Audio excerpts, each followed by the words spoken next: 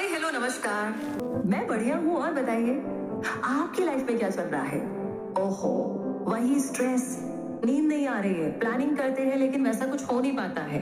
बहुत मेहनत कर रहे हैं और सुबह से शाम, कभी कभी तो एक्स्ट्रा मेहनत करते हैं। हाँ, ठीक ठाक पैसा मिल जाता है लेकिन सुकून नहीं मिलता। कभी लगता है कि सुकून मिल जाए, कभी लगता है नहीं नहीं पैसा मिल जाए, कभी लगता है दोनों मिल जाए और कभी लगता है फिर खुशी का क्या, हैप्पीनेस का क्या, वो भी तो चाहिए। ओहो, कुल मिलाकर के मुद्दा मामला ये है कि सब कुछ चाहिए लेकिन कैसे, मतलब बहुत बड़ा कुछ करना पड़ेगा ये सब कुछ अचीव करने के लिए। तो इसका जवाब है कि शायद नहीं, हाँ लेकिन कुछ ऐसा जरूर करना पड़ेगा जो कि आप अभी नहीं कर रहे हैं। तो सवाल यही है कि एग्जैक्टली क्या करना होगा, यही हम जानेंगे आज की इस समरी में। आज की समरी है आपके लिए how to enjoy your life and your job, जिसे लिखा है डेल कार्नेगी ने। इस समरी की अगर बात की जाए तो यहाँ पर फेमस लोगों की कुछ सीक्रेट्स आपके साथ शेयर किए जाएंगे और बताया जाएगा कि इन लोगों ने कामयाबी की सीढ़ी कैसे चढ़ी। और इस समरी को पढ़ने और सुनने के बाद में आप अच्छे दोस्त बनाना, दूसरों पर अच्छा इंप्रेशन क्रिएट करना सीखेंगे। आप ये भी जानेंगे कि सिंपल कम्युनिकेशन टेक्निक्स के यूज से आप दूसरों से बातचीत के तरीके को कैसे बेहतर कर सकते हैं और इसका इम्पैक्ट आपकी जिंदगी में कहाँ कहाँ होता है। यह सारे एरियाज में होता है। आप ये भी सीखेंगे कि ऑफिस में पॉजिटिव मेंटल एटीट्यूड को कैसे डेवलप करें जो आपको किसी भी चिंता और थकान से निकलने में मदद करेगा। आप ये भी समझेंगे कि कौन सी सिंपल वर्किंग हैबिट्स आपकी प्रोडक्टिविटी को बढ़ाकर आपके बोझ को कम कर सकती है। इस समरी में डेल कार्नेगी की कुछ बेस्ट सेलिंग किताबों जैसे how to win friends and influence people और how to stop worrying and start living के कुछ चैप्टर्स भी ऐड किए गए हैं। तो ये समरी आपको जिंदगी की मुश्किल सिचुएशंस को हैंडल करने और खुशी और सेटिस्फैक्शन अचीव करने की सिंपल टेक्निक्स भी सिखाएगी। तो आइए इस जर्नी का हिस्सा बनते हैं और आधा घंटा इन्वेस्ट कीजिए इस समरी पर, अपने लिए, अपनी खुशी के लिए, अपने सुकून के लिए, अपनी ग्रोथ के लिए। तो पहला चैप्टर है how to make people like you instantly. हर इंसान की इच्छा होती है कि लोग उसे पसंद करें, इसलिए हम लाइफ में बहुत सारे दोस्त बनाना चाहते हैं। हम उम्मीद करते हैं कि हमारी फ्रेंडशिप सच्ची हो और वो लंबे समय तक चले। लेकिन ऐसा करने के चक्कर में हम दूसरों को अपनी बेस्ट साइड दिखाने की कोशिश करते हैं। लोगों से हम सिर्फ अपने इंटरेस्ट, हॉबीज और काम के बारे में ही बात करते हैं। हम लोगों को अपने साथ जोड़े रखने के लिए अपनी कहानी को इंटरेस्टिंग तरीके से सुनाते हैं, लेकिन सिर्फ खुद के बारे में बात करना बड़ी गलती है। हम इंसान खुद को इम्पोर्टेंट फील करना चाहते हैं। हमें हर बात में दूसरे लोगों का अप्रूवल और रिकॉग्निशन चाहिए। इसलिए अगर हम चाहते हैं कि लोग हमें पसंद करें तो हमें खुद के बारे में बात करने की बजाय उनके बारे में बात करनी होगी। हमें ईमानदार होकर दूसरों को इम्पोर्टेंट फील कराना होगा, लेकिन हमारा गोल इसके बदले में कुछ पाने का नहीं होना चाहिए। हमारे द्वारा तारीफ के कुछ शब्द किसी इंसान को खुश फील करा सकते हैं। अगर हम दूसरे लोगों में सच्ची दिलचस्पी लेंगे तो उन्हें फील होगा कि हम उन्हें एक प्लेटफॉर्म दे रहे हैं ताकि वो अपने बारे में बता सके। सबकॉन्शियसली वो आपसे कनेक्टेड फील करने लगेंगे। इसलिए हमेशा लोगों को ये दिखाइए कि आप उनकी किसी एक खास क्वालिटी को पसंद करते हैं। उन्हें खुद को एक्सप्रेस करने का मौका दीजिए, लेकिन चापलूसी और झूठी बातें ना करें। मतलब थोड़ा ही बोले, जितना रियल लग रहा है उतना ही बोले। दूसरे इंसान को समझने की सच्ची कोशिश करें। एक बार की बात है, इस बुक के ऑथर डेल कार्नेगी एक पोस्ट ऑफिस की लाइन में इंतजार कर रहे थे। उन्होंने नोटिस किया कि पोस्ट ऑफिस का क्लर्क अपने बार बार रिपीट किए जाने वाले काम से बहुत बोर हो गया है। कार्नेगी उसे बेहतर फील कराना चाहते थे, इसलिए उन्होंने सोचा कि उस क्लर्क की कौन सी बात उन्हें अच्छी लगती है। जब कार्नेगी की बारी आई तो उन्होंने क्लर्क के सुंदर बालों के लिए कॉम्प्लीमेंट दिया, जिसे सुनकर क्लर्क खुश हो गया और उसके चेहरे पर बड़ी प्यारी सी मुस्कान आ गई। अब यहाँ पर कुछ लोग सोचेंगे कि कार्नेगी ने क्लर्क की चापलूसी की है ताकि वो अपना काम जल्दी से निकलवा सके, है ना? लेकिन कार्नेगी ने बताया कि उनका इरादा ऐसा बिल्कुल नहीं था। वो तो सच में इस छोटी सी बात से क्लर्क को खुश करना चाहते थे। एक छोटी सी बात ने क्लर्क को इम्पोर्टेंट फील कराया। कार्नेगी का कहना था कि जो लोग झूठे और सेल्फिश होते हैं वो आगे जाकर फेल हो जाते हैं।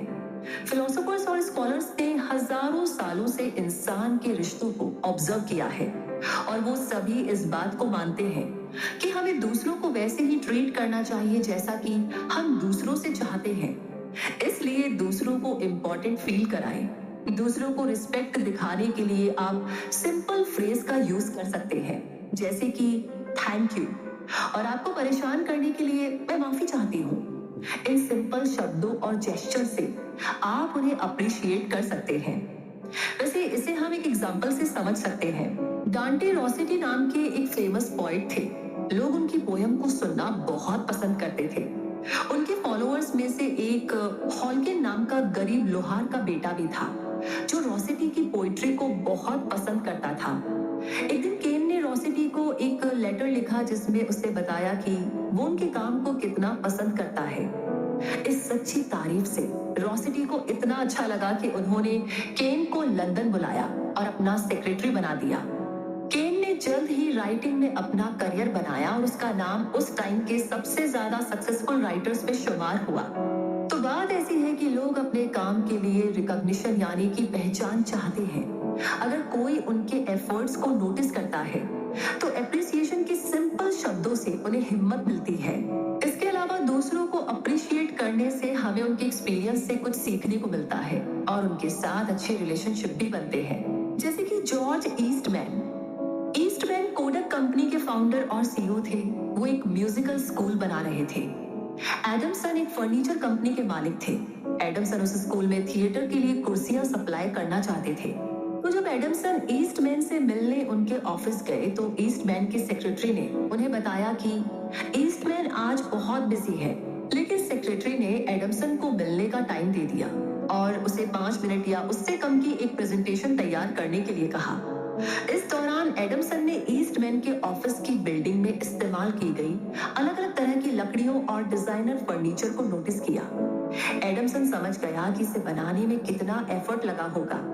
जब वो ईस्टमैन से मिला तो एडमसन ने अपनी प्रेजेंटेशन शुरू करने से पहले ऑफिस में इस्तेमाल की गई अलग अलग लकड़ियों और डिजाइनर फर्नीचर की तारीफ की। इससे इम्प्रेस होकर ईस्टमैन ने एडमसन को ऑफिस में और भी चीजें दिखाई और अपने बचपन की कहानियां सुनाई। उन्होंने एडमसन को अपना कैमरा भी दिखाया जो कि उन्होंने पहली बार खरीदा था। जो मीटिंग पहले सिर्फ 5 मिनट की होने वाली थी वो कब 2 घंटे में बदल गई, पता ही नहीं चला। जल्द ही ईस्टमैन ने एडमसन को कुर्सियों का ऑर्डर दिया जिसकी कुल कीमत $90,000 थी और इसके बाद उन दोनों की दोस्ती सालों तक चली। तो कहने का मतलब ये है कि इस चैप्टर में हमने जाना कि तारीफ के 2 शब्द, हाँ लेकिन वो जेन्युइनली होने चाहिए, वो कितना बड़ा इम्पैक्ट करते हैं ये हमने जाना। और हम भी चलते हैं अगले चैप्टर की तरफ। Talk about your own mistakes first. मतलब ये कि अपनी प्रोफेशनल जिंदगी में हम अक्सर ऐसे लोगों से मिलते हैं जो अपने काम में गलतियां करते हैं, लेकिन जरूरी ये है कि हम ऐसे लोगों को करेक्ट करें, उन्हें सही करें या फिर उन्हें गाइड करें। लेकिन इंसान का नेचर ही कुछ ऐसा है कि हम उसकी गलती को क्रिटिसाइज करते हैं। हालांकि उस टाइम हमें शांत रहना चाहिए और दूसरों को क्रिटिसाइज करने से पहले खुद के अंदर झांक कर देखना चाहिए। हमें याद रखना चाहिए कि हम भी परफेक्ट नहीं है। भाई हमने भी गलतियां की है बहुत सारी और होती ही रहती है। जैसे कि डेल की भतीजी जोसेफिन उनकी सेक्रेटरी बनने के लिए न्यूयॉर्क आई थी। वो 19 साल की थी और बिजनेस में उसका एक्सपीरियंस काफी कम था। भले ही आगे जाकर वो अपने काम में माहिर हो गई थी, लेकिन शुरुआत में ना उसे काफी स्ट्रगल करना पड़ा था। एक दिन जोसेफिन से एक गलती हो गई। कार्नेगी उसे क्रिटिसाइज करने ही वाले थे कि तभी उन्होंने खुद को रोका और खुद के बारे में सोचने लगे। कार्नेगी को एहसास हुआ कि जोसेफिन उनसे उम्र में बहुत छोटी है और उसे बिजनेस में 1000 गुना कम एक्सपीरियंस है। तो फिर वो ये उम्मीद कैसे कर सकते हैं कि उसकी परफॉर्मेंस भी उन्हीं की जैसी होगी। कार्नेगी सोचने लगे कि जब वो उसकी उम्र के थे तो वो कैसे थे। उन्होंने उस उम्र के दौरान हुई अपनी सभी गलतियों को याद किया। तब उन्हें जाकर एहसास हुआ कि जब वो 19 साल के थे तो उनके मुकाबले में तो जोसेफिन काफी अच्छा परफॉर्म कर रही थी। अब इस बात का एहसास होने के बाद जब भी जोसेफिन कोई भी गलती करती तो कार्नेगी उसे ठीक से समझाते। वो ये कहकर उसे एनकरेज करते कि एक्सपीरियंस के साथ साथ वो और बेहतर करेगी। इसके अलावा वो उसे गाइड भी करते ताकि जोसेफिन वही गलती दोबारा ना करे। कार्नेगी ने बताया कि दूसरों को सुधारने के लिए उन्हें क्रिटिसाइज करना जरूरी नहीं है, बल्कि आप अपने फेलियर के बारे में बात करके उसे बता सकते हैं कि आपने उनसे क्या सीखा। ये उस इंसान को अपनी गलतियों को सुधारने में मदद करेगा। जैसे कि एजी डिलिस्टोन एक कैनेडियन इंजीनियर थे। वो अपने लेटर्स अपनी सेक्रेटरी को डिटेक्ट करते थे ताकि वो उन्हें टाइप कर सके। लेकिन जब ये लेटर्स उनकी डेस्क पर आते तो हर पेज पर स्पेलिंग मिस्टेक होती थी। तो डिलिस्टोन ने डिसीजन लिया कि वो अपनी सेक्रेटरी को क्रिटिसाइज नहीं करेंगे। एक दिन उन्होंने अपनी सेक्रेटरी को बताया कि उन्हें कुछ वर्ड्स को स्पेल करने में मुश्किल आती है, इसलिए स्पेलिंग को डबल चेक करने के लिए वो हमेशा अपनी डेस्क पर एक डिक्शनरी रखते हैं। डिलिस्टोन को यकीन नहीं था कि उनकी सेक्रेटरी उन्हें कॉपी करने की कोशिश करेगी और डिक्शनरी का इस्तेमाल करना शुरू करेगी या नहीं। लेकिन उस बातचीत के बाद सेक्रेटरी की स्पेलिंग मिस्टेक्स काफी कम होने लगी। कार्नेगी ये भी कहते हैं कि कभी-कभी तो हमें गाइडेंस देने की भी जरूरत नहीं होती है। अगर हम खुद की गलतियों को मानेंगे तो दूसरा इंसान शायद अपना बिहेवियर खुद ही बदल ले। आपको शांत रहना चाहिए और ईमानदारी से बताना चाहिए कि आपने कैसी गलती की। आपको ये दिखाने की जरूरत नहीं है कि आपने इसे ठीक कैसे किया। उस इंसान को खुद ही समझ में आ जाएगा। जब आप खुद की गलती को मानते हैं तो ये दूसरे इंसान को दिखाता है कि फेल होना कोई गलत बात नहीं है, बल्कि जरूरी है कि आप उससे कुछ सीखें। जैसे कि क्लैरेंस जैर हुसैन और उसकी वाइफ दोनों बहुत ज्यादा सिगरेट पीते थे। जल्दी ही उनके 15 साल के बेटे डेव ने स्मोकिंग करना शुरू कर दिया। अब क्लैरेंस अपने बेटे को बिना क्रिटिसाइज किए सुधारना चाहता था, इसलिए उसने डेव के सामने अपनी गलती को माना। उसने डेव को समझाया कि सिगरेट में निकोटीन नाम का केमिकल होता है जो शरीर को बहुत हार्म करता है, नुकसान पहुंचाता है, और इसी वजह से उसकी खांसी बहुत ज्यादा बढ़ गई है। क्लैरेंस ने डेव को स्मोकिंग के हार्मफुल इफेक्ट्स की वार्निंग नहीं दी, बल्कि उसने अपनी गलती की तरफ इशारा किया और बताया कि कैसे उस गलती की वजह से उसकी हेल्थ पर बुरा असर पड़ा था। और आखिरकार डेव ने स्मोकिंग छोड़ दी। यहाँ तक कि डेव के सपोर्ट से क्लैरेंस ने भी ये बुरी आदत छोड़ दी। अब अगर आप चाहते हैं कि दूसरे लोग अपना बिहेवियर बदले तो आपको उन्हें क्रिटिसाइज नहीं करना चाहिए। ये उनकी फीलिंग्स को ठेस पहुंचाता है और उन पर नेगेटिव असर डालता है। इसकी बजाय आपको अपनी गलती को एक्सेप्ट करना चाहिए और ऐसा करने से आप हम्बल बने रहेंगे, और क्योंकि आपको याद रहेगा कि भाई आपने भी तो कभी सेम गलती की थी, है ना। इसके अलावा ये दूसरे लोगों को बताता है कि गलती तो भाई सभी से होती है और उन्हें मोटिवेट करेगा कि कैसे अपनी गलती को ठीक किया जाए। आप उस इंसान को ये बताकर गाइड कर सकते हो कि आपने अपनी गलती से क्या सीखा और आपने ऐसा क्या किया जिससे वो गलती रिपीट ना हो। एक गलती एक बार, बार बार नहीं। तो ये बात सामने वाले इंसान को इंस्पायर करेगी और सेम टेक्निक का यूज करके वो अपने बिहेवियर में सुधार ला पाएगा। तो कमाल की बात ये हमें सीखने को मिली कि हमें अपनी गलती के बारे में बताना और सामने वाला अपने आप सब कुछ ठीक कर लेगा। लेकिन आपको पता है ये बहुत बड़ी बात है, कोशिश कीजिएगा छोटी छोटी गलतियों से। इसी के साथ अगला चैप्टर है हाउ टू गेट कोऑपरेशन। हम अक्सर ये चाहते हैं कि हमारी फैमिली, हमारे दोस्त और हमारे कलीग्स हमारे साथ कोऑपरेट यानी सहयोग करें। हम चाहते हैं कि वो हमारे ओपिनियंस को सुने। हम ये भी चाहते हैं कि वो हमारे आइडियाज से अग्री करें। लेकिन ये इंसानी स्वभाव है कि हम दूसरों के मुकाबले अपने आइडिया पर कहीं ज्यादा विश्वास करते हैं। लोगों को ये लग सकता है कि आप अपना पॉइंट ऑफ व्यू उन पर थोप रहे हैं और इससे वो आपकी बात एक्सेप्ट करना बंद कर देंगे। इसलिए आपको उन्हें कुछ सजेशन देने चाहिए और उन्हें खुद सोचने देना चाहिए। ऐसा करने से उन्हें लगेगा कि ये आइडिया उन्होंने खुद सोचा है और फिर वो आपके साथ कोऑपरेट भी करेंगे। जैसे कि कार्नेगी के एक स्टूडेंट एडोल्फ सेल्स फिलाडेल्फिया के एक ऑटोमोबाइल शोरूम के सेल्स मैनेजर थे। एडोल्फ की सेल्स टीम बहुत अनऑर्गेनाइज्ड और निराशा से भरी हुई थी। वो अपनी सेल्स टीम को एनकरेज करना चाहते थे।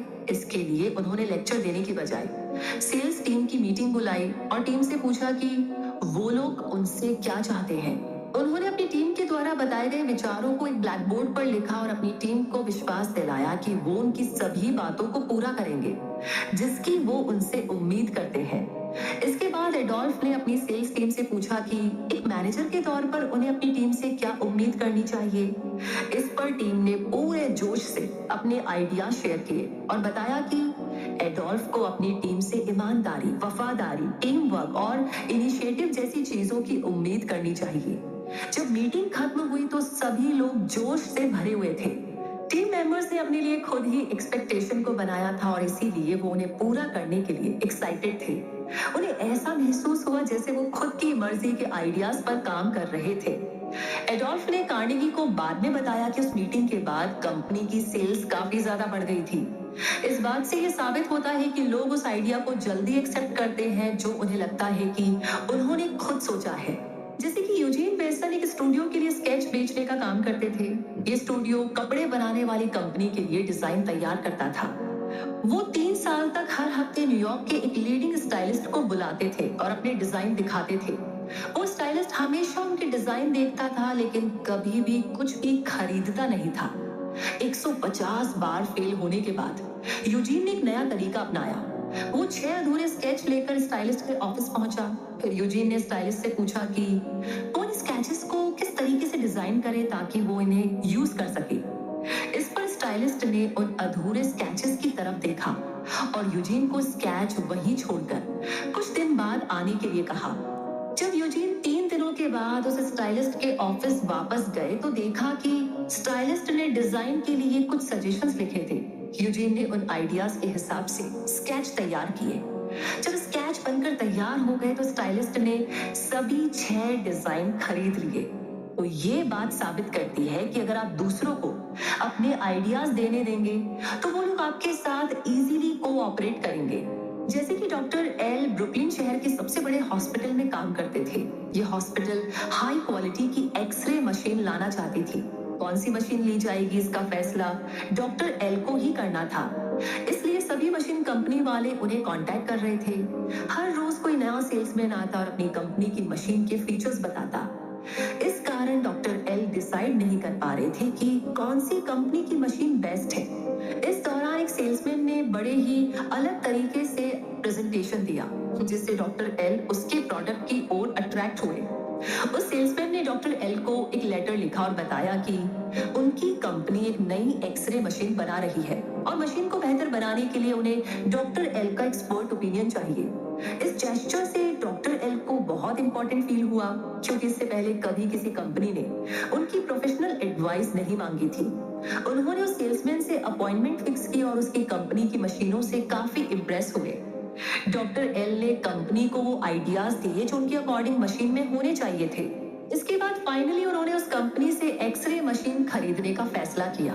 डॉक्टर एल ये डिसीजन आसानी से इसलिए ले पाए क्योंकि उस कंपनी ने उनसे एडवाइस मांगकर उन्हें ये महसूस कराया था कि सारा डिसीजन अब उनकी एडवाइस पर डिपेंड करता है। इसलिए उन्होंने कंपनी के साथ कोऑपरेट किया। कहने का मतलब ये है कि लोग आपसे ज्यादा खुद में विश्वास करते हैं, इसलिए अपने आइडियाज उन पर थोपने की बजाय आपको उन्हें समझदारी से कुछ सुझाव देने चाहिए और फिर दूसरों को उसका रिजल्ट निकालने देना चाहिए। लोगों को ऐसा लगना चाहिए कि वो आइडिया आपका नहीं बल्कि उनका खुद का है और ऐसा करने से वो आपके साथ कोऑपरेट करने के लिए हमेशा तैयार रहेंगे। तो टेक्निकली यहाँ इस चैप्टर में भी हमें ये समझ में आ रहा है कि हमें इतना कुछ करने की, इतनी प्लानिंग करने की, किसको क्या बोले, कैसे समझाए, कोई क्या सोचेगा, जरूरत ही नहीं है। आप सिर्फ उनके साथ बैठिए और उनकी बात को सुनिए, एक स्पेस दीजिए उन्हें कि वो खुद शेयरिंग करें, फिर चाहे आइडिया की बात हो, किसी प्रॉब्लम की सोल्यूशन की बात हो। ऐसे बातें बहुत सारी है आगे। अगला चैप्टर है do this and criticism can't hurt you. हाय हाय, ऐसा लगा कि किसी ने हमारी दुखती रग पर हाथ रख दिया। आइए जानते हैं इसका क्या सोल्यूशन है। हमने से ज्यादातर लोग क्रिटिसिज्म को बहुत ज्यादा सीरियसली ले लेते हैं। एक्चुअली मैं भी लेती हूँ। हम इसे पर्सनली ले लेते हैं और फिर इससे हमें दुख होता है। हमें ये महसूस होता है कि लोग हमारा मजाक उड़ा रहे हैं और हमारी इंसल्ट कर रहे हैं, लेकिन ये सच नहीं है।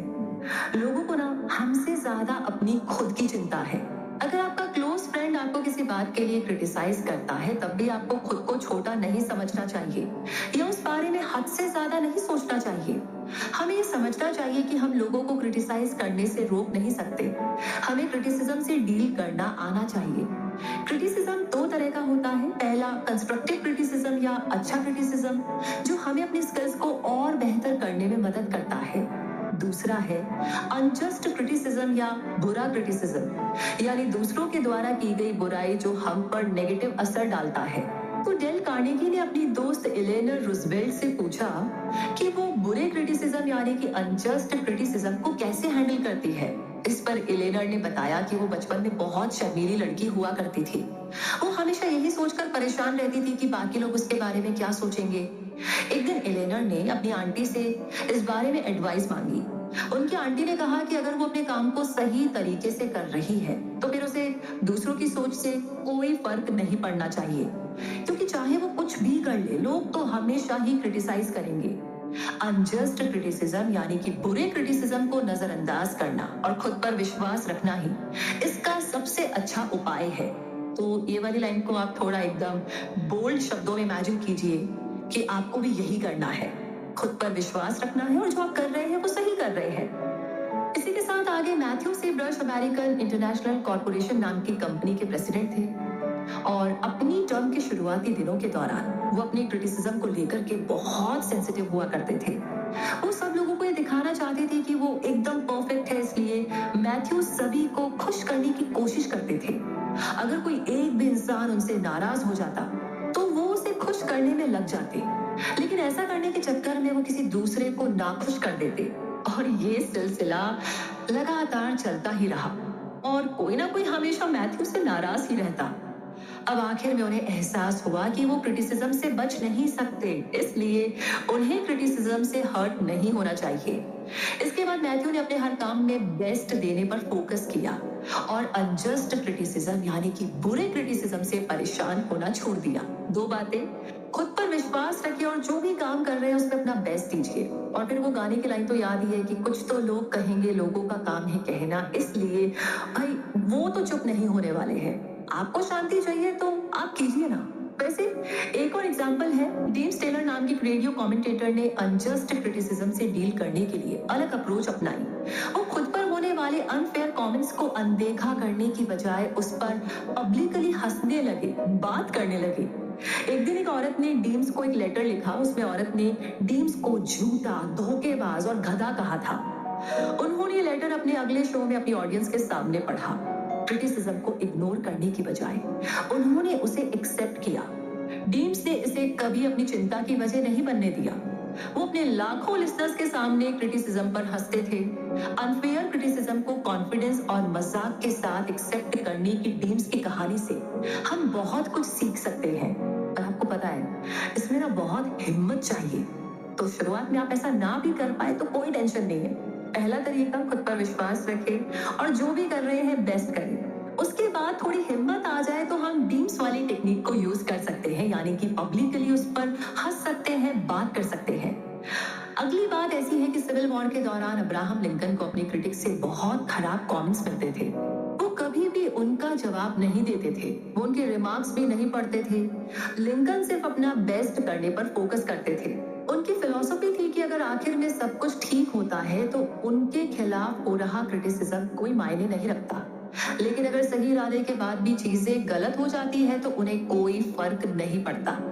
इसलिए ना हमें मजबूत बनना चाहिए और दूसरों के बेकार के ओपिनियंस पर ध्यान नहीं देना चाहिए।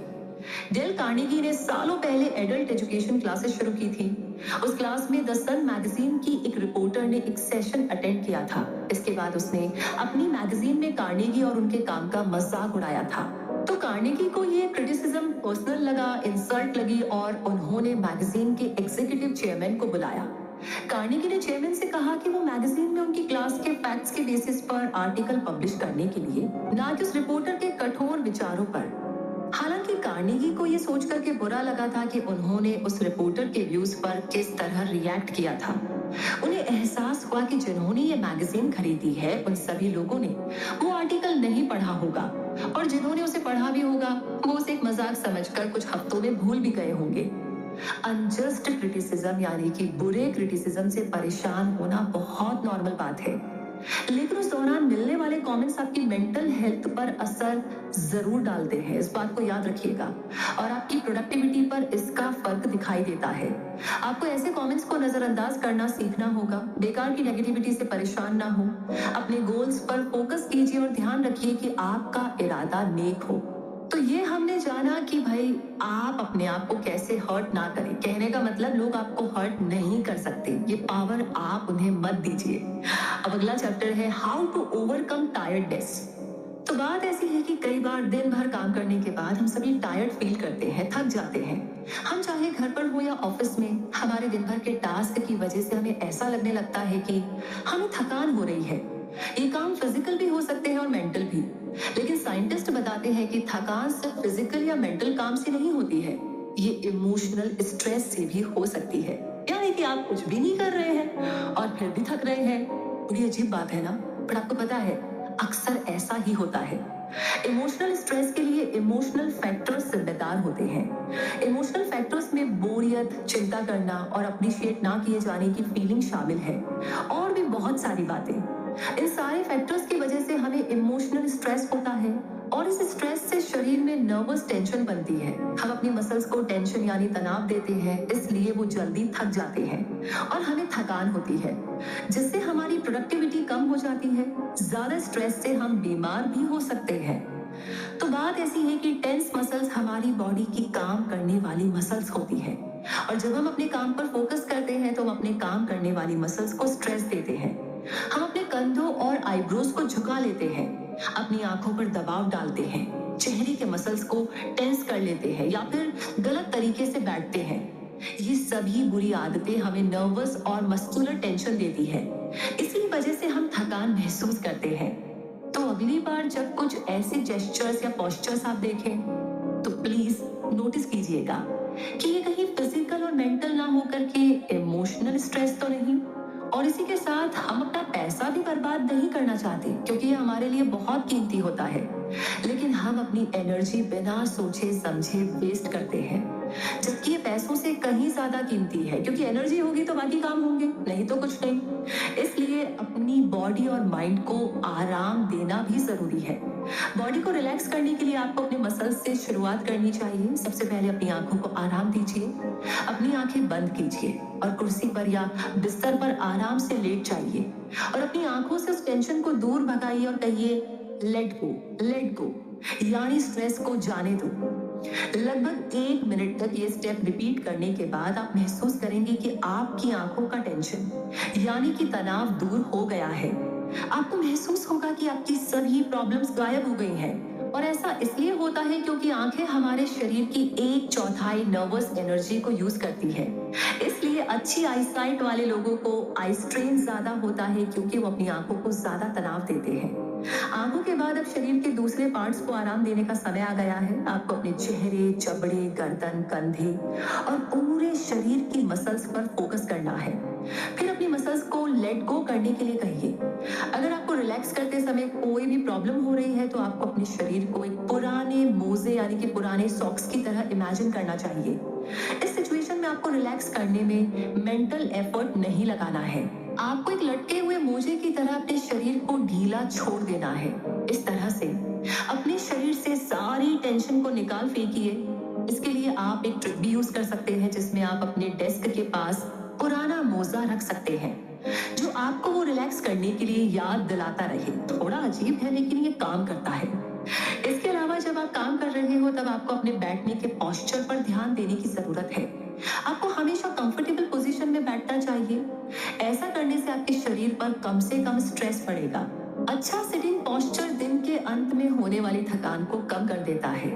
आपको पूरे दिन में 4 से 5 बार खुद से पूछना चाहिए कि कहीं आप अपने काम में जरूरत से ज्यादा मसल एफर्ट तो नहीं लगा रहे हैं। आप ऐसे मसल्स को तो यूज नहीं कर रहे हैं जिसका आपके काम से कोई मतलब नहीं है। अगर ऐसा है तो आपको तुरंत आराम करने की कोशिश करनी चाहिए। आपको हर शाम अपनी थकान पर ध्यान देना है। अगर आप टायर्ड हैं तो एनालाइज कीजिए कि क्या ये आपके काम की वजह से है या आप खुद पर जबरदस्ती का स्ट्रेन ले रहे हैं। आपको अपनी प्रोग्रेस देखने के लिए खुद को हर रोज इवैल्यूएट करने की जरूरत है। आज नहीं तो कल आप अपनी बॉडी और माइंड पर ज्यादा बोझ डालने की बुरी आदत को खत्म कर पाएंगे। और आखिर में अपने काम के बीच ब्रेक लेना बिल्कुल भी ना भूलें। आप अपने काम के बीच 5 मिनट का ब्रेक ले सकते हैं। लंच ब्रेक में बाहर वॉक पर जा सकते हैं या अपने दोस्तों से मिल सकते हैं। वीकेंड्स और हॉलीडे अपनी फैमिली के साथ बिताइए। अपनी एनर्जी को रिचार्ज और प्रोडक्टिविटी को बढ़ाने के लिए ब्रेक लेना बहुत जरूरी है। इसी के साथ अगला चैप्टर है 4 गुड वर्किंग हैबिट्स। आजकल की बिजी जिंदगी में हमें एक साथ कई सारे टास्क पर काम करना पड़ता है और इस वजह से रूटीन लाइफ और वर्क लाइफ में बैलेंस करना मुश्किल हो जाता है। काम के बोझ की वजह से हमारी बॉडी पर स्ट्रेस पड़ता है और आखिर में हमें थकान और चिंता होने लगती है।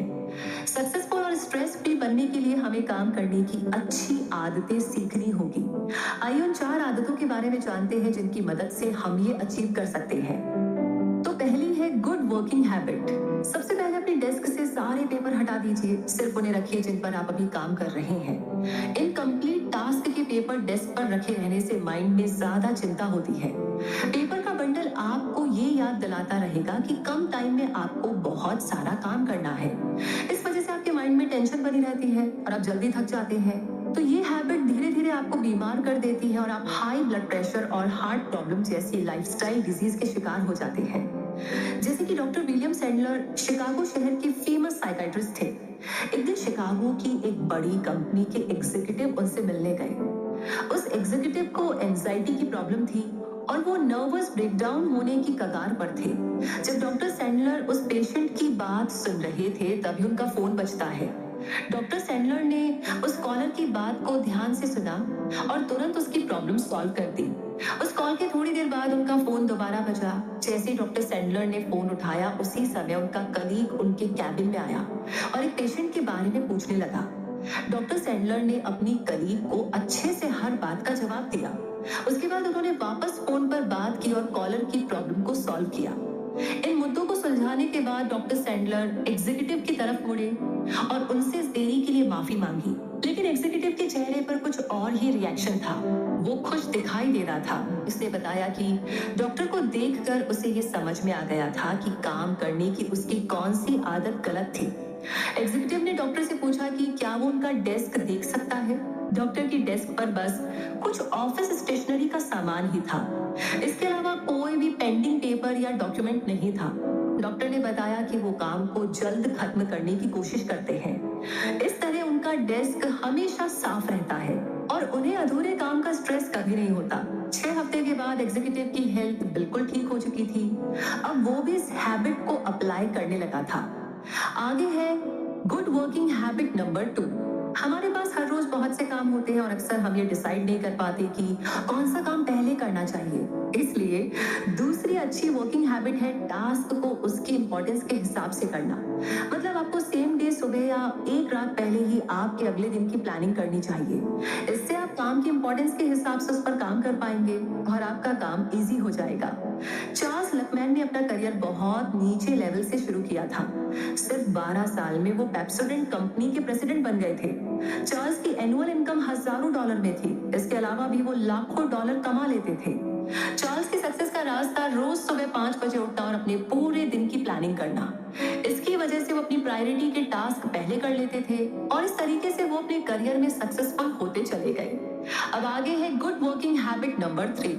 जब हमारे कैलेंडर में बहुत से काम स्केड्यूल होते हैं तो हम आम तौर पर सभी काम एक साथ करने की कोशिश करते हैं। ये भी करना है, वो भी करना है, सब कर लेंगे।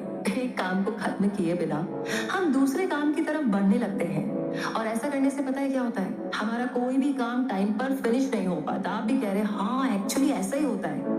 इसकी वजह से हमारा कैलेंडर हमेशा भरा रहता है। इसलिए थर्ड गुड वर्किंग हैबिट ये है कि जब भी आपके सामने कोई प्रॉब्लम आए तो उसमें बिना लेट किए तुरंत डिसीजन लेना चाहिए। इससे आप उस प्रॉब्लम को प्रायोरिटी पर डील कर सकेंगे।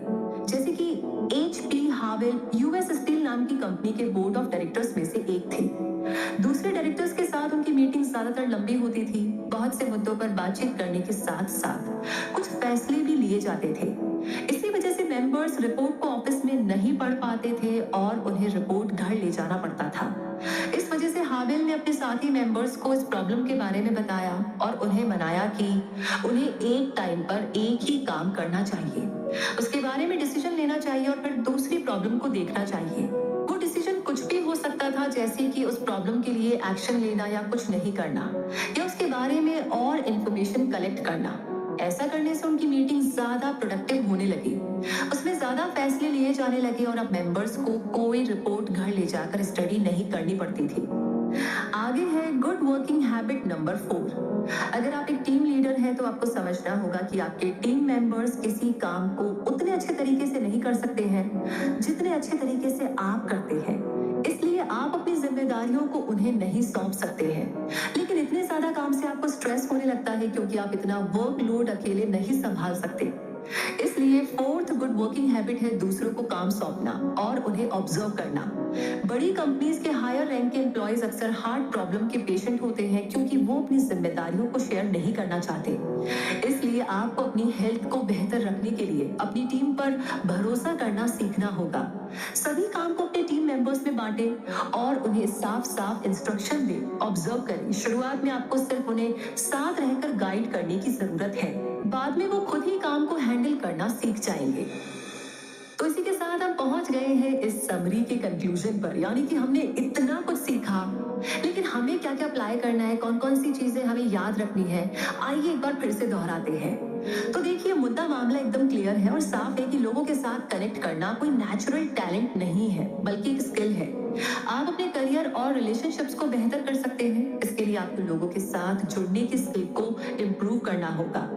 इस समरी में डेल कार्नेगी ने ऐसे सिंपल टिप्स शेयर किए हैं जो आपको और आपके आसपास के लोगों पर पॉजिटिव असर डालते हैं। सबसे पहले आपने सीखा कि खुद को पसंद करवाकर आप ज्यादा दोस्त बना सकते हैं और ऐसा आप हम्बल होकर उनकी जिंदगी में इंटरेस्ट लेकर अचीव कर सकते हैं। दूसरा, आपने सीखा कि अगर आप अपने कलीग्स की गलती ठीक करना चाहते हैं तो सबसे पहले आपको अपनी गलती को एक्सेप्ट करना होगा। इस तरह से लोग आपकी बातों को पॉजिटिवली लेंगे। तीसरा, आपने सीखा कि अगर आप दूसरों को सजेशन देकर उन्हें डिसीजन लेने का मौका देंगे तो वो आपके साथ ज्यादा कोऑपरेट करेंगे। लोगों को अपनी चॉइस ज्यादा पसंद होती है। चौथा, आपने जाना कि आपको अनजस्ट क्रिटिसिज्म यानी कि बुरे क्रिटिसिज्म, दूसरों से अपनी बुराई को ज्यादा सीरियसली नहीं लेना चाहिए। आप सभी को खुश नहीं रख सकते हैं। खुद पर भरोसा कीजिए, विश्वास कीजिए, अपनी स्किल्स को बेहतर करने के लिए कंस्ट्रक्टिव क्रिटिसिज्म पर ध्यान दीजिए। पांचवा है, आपने सीखा कि मेंटल और इमोशनल स्ट्रेस आपको थकाता है, इसलिए अपनी बॉडी और माइंड को आराम देने के लिए काम के बीच में ब्रेक लेना जरूरी है। अपने बैठने के तरीके को ठीक रखें और अपनी मसल्स की टेंशन को रिलीज करें। अपनी चिंताओं और नेगेटिव इमोशंस को भूल जाएं। आखिर में आपने उन सिंपल वर्किंग हैबिट्स के बारे में सीखा जो आपकी प्रोडक्टिविटी को बेहतर बना सकते हैं। अपनी डेस्क को साफ रखें, सुबह जल्दी उठें, अपने दिन को प्लान करें और सबसे जरूरी काम को पहले पूरा करें। एक टाइम पर एक ही प्रॉब्लम सॉल्व करने पर फोकस करें। बाकी काम अपने टीम मेंबर्स को देकर उन्हें गाइड करें। आप दूसरों के बिहेवियर को कंट्रोल नहीं कर सकते, लेकिन आप अपने खुद के बिहेवियर को कंट्रोल कर सकते हैं। आपकी आदतों और रूटीन में कुछ सिंपल चेंज करने से बड़ा पॉजिटिव असर पड़ सकता है। आप एक बेहतर एम्प्लॉय, मैनेजर या बिजनेसमैन बन सकते हैं। आप एक बेहतर पेरेंट, स्टूडेंट या कलीग बन सकते हैं। हर दिन आपके लिए खुद को बेहतर बनाने का एक नया मौका होता है, इसलिए अपनी जिंदगी को आज ही बदलना शुरू कीजिए। तो इन्हीं सारी बातों के साथ ये समरी यहीं पर कंप्लीट होती है और जैसे कि शुरुआत में हमने बात की थी, सुकून, शांति, हैप्पीनेस, पैसा, ग्रोथ, सक्सेस, सब कुछ मिलेगा।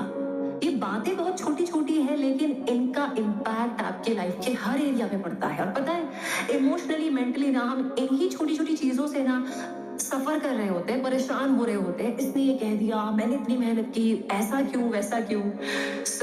ध्यान रखिए, बहुत छोटी छोटी चीजें हैं, एक एक करके धीरे धीरे अप्लाई करना शुरू कीजिए, काम करना शुरू कीजिए।